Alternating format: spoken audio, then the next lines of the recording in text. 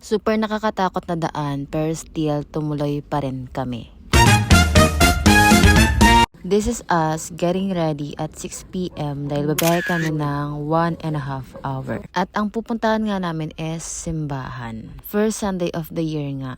Biscuit lang muna kasi wala pang kain. Galing work pa tong partner ko, then diretso biyahe. Dito hindi pa nga lumalakas yung ulan, then biglang bugs. Kailangan na namin mag-raincoat. Proud GNT yan siya. Salamat! Dito super lakasan ng ulan. Fully fade na daw ang phone kaya pwede na basain. And finally, we are here at Tiwi Church. At dahil nga pa 7 na to, close na to mga beeper, still nakapasok kami kahit papano. Super takbo lang talaga. Thank you kay Kuya na winate kami bago i-close tong simbahan.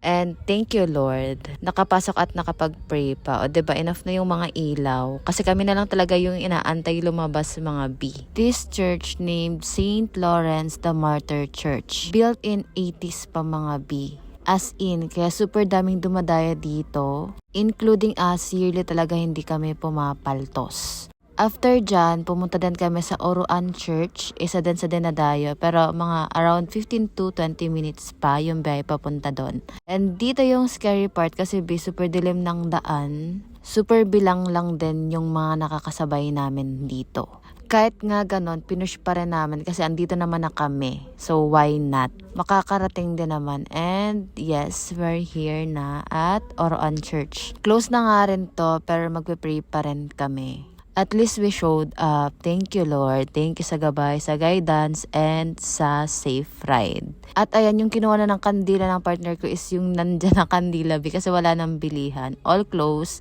And sabi niya, sisindihan niya na lang daw yung na wala nang sinde dahil sa hangin. Mindset ba? We're done. Pababa na kami. Nakapanibago lang tong daan na to pababa kasi bago lang to. At sa madilim na daan, walang kukurap. May lang, walang takot to. What? Ay, dakilang patay ko to. Kakain lang muna din kami saglit bago kami bumiyahe pabalik and magbabantay din sa ospital.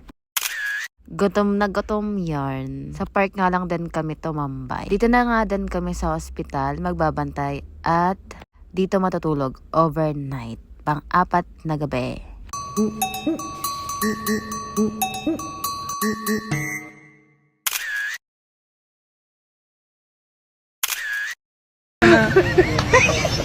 Morning mga be, yan, sarap ng tulog niyan, nakakagising ng pasyente ang hilik. At dahil may kapalitan ng exit na.